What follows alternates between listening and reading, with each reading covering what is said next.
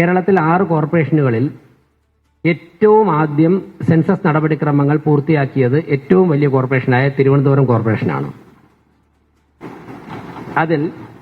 അതിന് നേതൃത്വം കൊടുത്ത നമ്മുടെ കോർപ്പറേഷൻ സെക്രട്ടറിയെ ഈ കൌൺസിൽ യോഗം അഭിനന്ദിക്കുകയാണ്.